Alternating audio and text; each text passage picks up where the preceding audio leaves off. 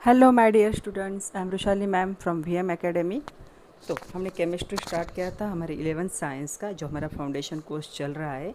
तो हमारा पहला चैप्टर है some basic concept of chemistry. Already syllabus के बारे में हम कल बात कर चुके हैं, कल हमारा पहला लेक्चर हो चुका है। आज का है लेक्चर नंबर 2। तो आज के लेक्चर में हमें देखना है प्रॉपर्टीज़ ऑफ मैटर, उसके बाद देखना है देयर मेजरमेंट्स, उनके मेजरमेंट्स क्या होते हैं, प्रॉपर्टीज़ मैटर के क्या है वो देखना है, फिजिकल प्रॉपर्टीज़, केमिकल प्रॉपर्टीज़। इससे पहले हम देख चुके हैं कि मैटर क्या होता है। तो matter any substance present on earth, उसे हम मैटर कहेंगे। वो प्योर फॉर्म में हो सकता है या फिर मिक्सचर फॉर्म में हो सकता है, उसके सारे एग्जाम्पल भी देख चुके हैं हम। तो चलो स्टार्ट करते हैं आज का lecture number 2, properties of matter and their measurements. तो चलो देखते हैं प्रॉपर्टीज़ ऑफ मैटर। पहली टाइप पे फिज़िकल प्रॉपर्टीज़। अभी फिज़िकल और केमिकल प्रॉपर्टीज़ के बारे में जान लेना बहुत ज़रूरी है, क्योंकि आगे फिज़िक्स में और केमिस्ट्री में हर बार आता है physical properties and chemical properties. तो फिज़िकल प्रॉपर्टीज़ होते क्या है? These are the properties which can be measured और observe without changing their identity. मतलब उनकी आइडेंटिटी चेंज नहीं करनी है, चाहे आप ऑब्जर्व करो या फिर मेजर करो, या उनका कंपोजिशन भी चेंज नहीं करना है। आइडेंटिटी चेंज नहीं करनी और कंपोजिशन मतलब उनमें जो कंटेंट है वो कंटेंट भी चेंज नहीं होना चाहिए सब्सटेंस का। ऐसे प्रॉपर्टीज़ को हम क्या कहेंगे? Physical properties. जैसे कि कलर है, कलर हम ऑब्जर्व कर सकते हैं। ओडर मतलब स्मेल, वो भी हम क्या कर सकते हैं?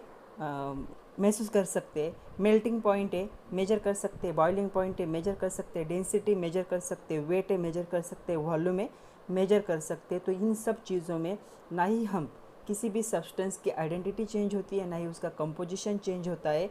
इसे हम कहेंगे फिजिकल प्रॉपर्टीज़ ऑफ सब्सटेंस और physical properties of matter, to measure और observe without changing their identity और देयर कंपोजिशन। सेकंड है केमिकल प्रॉपर्टीज़। तो केमिकल प्रॉपर्टीज़ क्या होंगी? इसमें क्या होगा? केमिकल कंपोजिशन चेंज होने वाला है। एक फॉर्म से सब्सटेंस दूसरे फॉर्म में क्या होता है?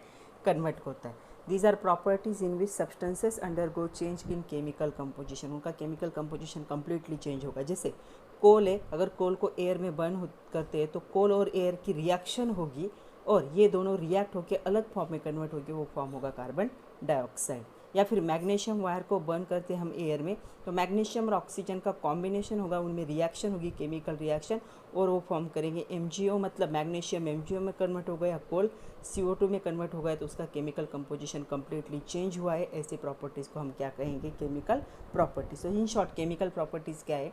The properties of substance with acid, base, air, oxygen, carbon dioxide etcetera. हमें कौन से प्रॉपर्टीज़ मेजर करने हैं? हमें मास मेजर करना है, लेंथ मेजर करना है, area, volume, time, temperature.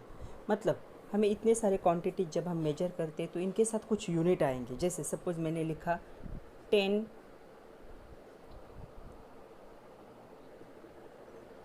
Metre लिखती हूँ मैं, ओके, लेंथ है 10 मीटर में जब लिखती हो तो 10 क्या आएगा? ये क्या है? अमाउंट है। एंड ये जो होगा ये क्या होगा? उसका यूनिट होगा।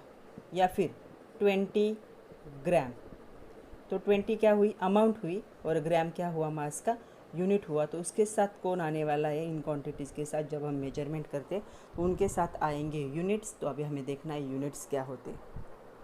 यूनिट के बारे में देखते हैं। यूनिट्स जो यूनिवर्सली एक्सेप्टेड स्टैंडर्ड्स होंगे उनको हम क्या कहेंगे? यूनिट्स कहेंगे। जैसे वेट के लिए क्या होगा? लेंथ के लिए क्या होगा? मीटर। तो इतना बड़ा मीटर लिखने की जगह पे क्या लिखते हैं? Small m. या फिर किलोमीटर क्या होगा? Kilometre KM। या फिर ग्राम क्या होगा? वेट के लिए G। एंड किलोग्राम क्या होगा? KG। तो इन्हें हम क्या कहेंगे, यूनिट, जो सारे यूनिवर्स ने क्या किए, एक्सेप्ट किए। तो कौन से यूनिट के सिस्टम प्रेजेंट है, तो यहाँ पे 4 सिस्टम प्रेजेंट है, मोस्टली SI इज़ यूज्ड। तो पहला है CGS। Units are express in various systems like CGS, then FPS, MKS, SI etcetera. तो CGS जो होगा centimetre for length, gram for mass and second for the time. Second है FPS का meaning क्या होगा, जो आपकी लेंथ होगी वो होगी फुट में, जो मास होगा वो होगा पाउंड में, एंड जो टाइम होगा सेकंड में। नेक्स्ट है MKS। यहाँ पे आपकी लेंथ होगी मीटर में, वेट जो होगा, मास जो होगा किलोग्राम में, एंड टाइम होगा सेकंड में। तो यहाँ पे ये सिस्टम यूज़ होते थे पहले, लेकिन फिर आया SI यूनिट, और जो फंडामेंटल SI यूनिट है वो भी बहुत इंपॉर्टेंट है। तो in 1960 general conference of weight and measurement propose revise metre system. तो एक मीटिंग हुई थी 1960 में, एक कॉन्फ्रेंस हुई थी इंटरनेशनल। तो उसमें ऐसे तय किया गया कि अलग अलग सिस्टम रखने की जगह पे एक ही सिस्टम रखा जाए, जिसे क्या कहा जाएगा, SI यूनिट। तो SI यूनिट का मीनिंग क्या होगा, the international system of unit. तो ये इंटरनेशनल सिस्टम को क्या कहोगे, SI यूनिट। ये एक फ्रेंच नेम है जिसको कन्वर्ट किया गया है। तो इसके हिसाब से 7 क्या किए गए, फंडामेंटल मतलब बेसिक यूनिट बनाए गए, और उससे कैलकुलेशन उन पे से चेंज कर करके क्या कर बनाए गए, बाकी के यूनिट हम कन्वर्ट कर सकते हैं। तो हमेशा क्वेश्चन आता है, what are SI unit, name the fundamental SI units. तो फंडामेंटल यूनिट्स कितने होंगे, 7 होंगे। तो उन 7 को हमें अच्छे से देखना है, और ये हमें SI यूनिट क्या होता है वो भी देखना है। तो अभी SI यूनिट यूज़ होता है, इसमें कितने होंगे, 7 होंगे। जैसे लेंथ है, मास है, टाइम है, टेम्परेचर है, अमाउंट ऑफ सब्सटेंस है, इलेक्ट्रिक करंट है, एंड लुमिनस इंटेंसिटी है। तो 7 फंडामेंटल यूनिट्स होंगे। तो हमें वो डिटेल में देखने, चलो देखते हैं। तो चलो, अभी बहुत ज़्यादा इम्पॉर्टेंट है SI unit, international system of unit. तो 7 फंडामेंटल यूनिट बनाए गए उस कॉन्फ्रेंस में, ये बेसिक यूनिट है। तो सबसे पहला होगा लेंथ, इसका SI यूनिट होगा मीटर, सिंबल होगा small m, mass kilogram kg, time second small s, temperature kelvin K, amount of substance mole MOL लिखते हैं मोल को, electric current ampere capital A, and luminous intensity candela small CD। तो ये 7 fundamental basic unit है। हमेशा exam में question आता है फॉर 2 मार्क्स। तो आपको लिखना होता है 7 फंडामेंटल यूनिट है, और उनके नाम आपको पता होने चाहिए। तो ये आपको लर्न करके रखना है। देखते हैं जो हमने 7 यूनिट देखे उनका थोड़ा सा रिलेशन जो हमें यूज़ करना है बाद में। तो पहला है mass, relation of gram and kilogram to SI system क्या होगा, 1 kilogram is equal to 1000 gram, ये सबको पता है। इसको 10³ ग्राम भी लिखते हैं। कैसे, कितने जीरो है, 1 2 3, तो क्या है 10 पे हम कितना लग सकते हैं, +3। तो प्लस लिखने की ज़रूरत नहीं, कितना लिखेंगे 3।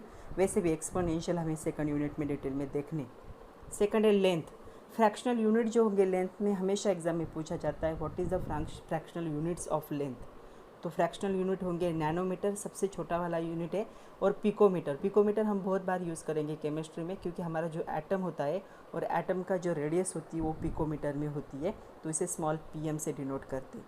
क्या होगा relation, 1 nanometre is equal to 10⁻⁹ metre, मतलब बहुत छोटा है, and 1 picometre is equal to 10⁻12 metre, वो इससे भी छोटा है। तो ये क्या है, स्मॉलेस्ट मतलब फ्रैक्शनल यूनिट है लेंथ के। तो आपको ये याद रखना है। नेक्स्ट है वॉल्यूम, ये फंडामेंटल यूनिट नहीं है। Space occupied by 3 dimensional object, जब स्पेस ऑक्यूपाई करता है 3 डायमेंशनल ऑब्जेक्ट, उसे क्या कहोगे, volume. It does not depends on shape, ये शेप पे डिपेंड नहीं होता।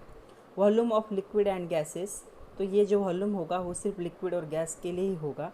इज़ मेजर्ड इन लीटर, तो इसको कैपिटल L से क्या करते हैं, डिनोट करते हैं। SI यूनिट जो होगा वो होगा मीटर क्यूब, तो इसको m³ लिखते हैं।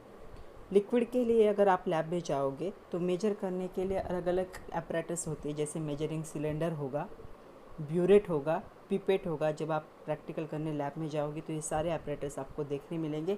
इससे आप लिक्विड को क्या कर सकते हो, मेजर कर सकते हो।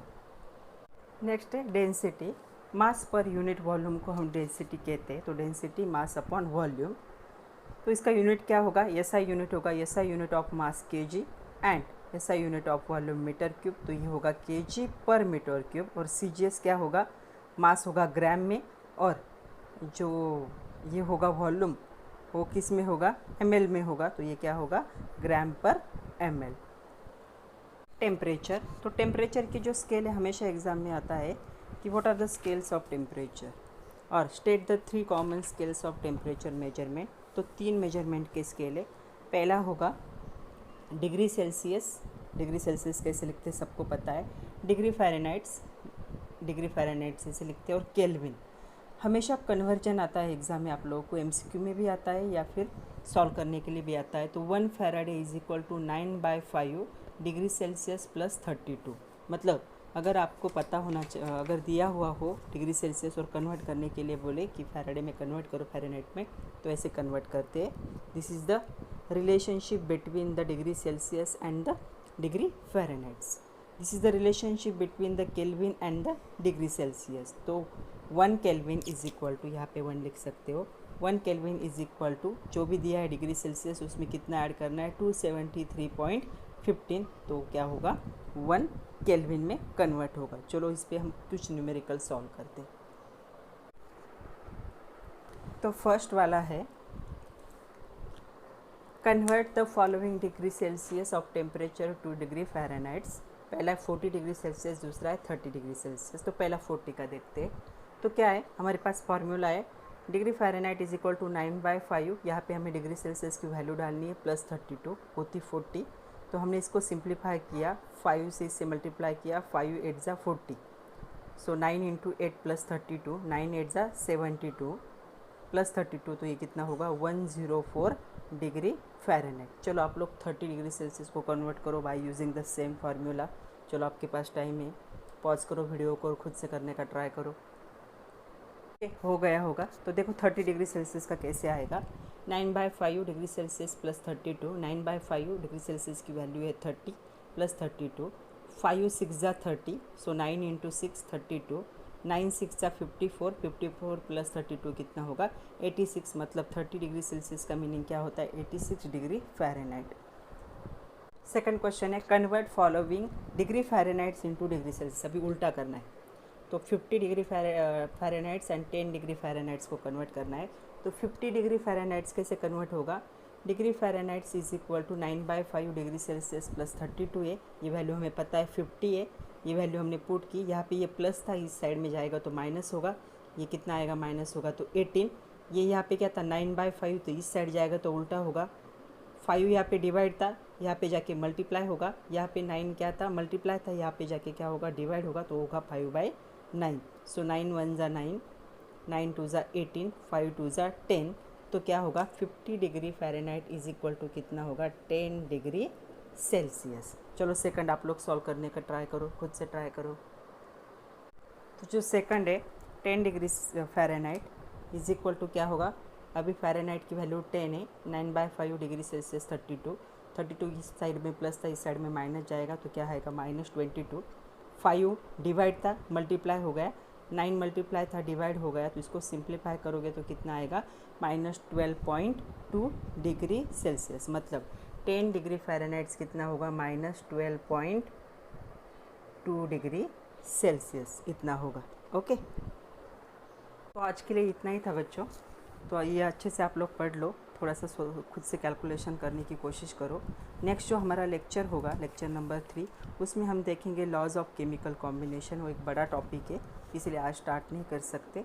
तब तक के लिए पढ़ते रहिए, खुद का ख्याल रखिए। Thank you very much, bye bye my dear students.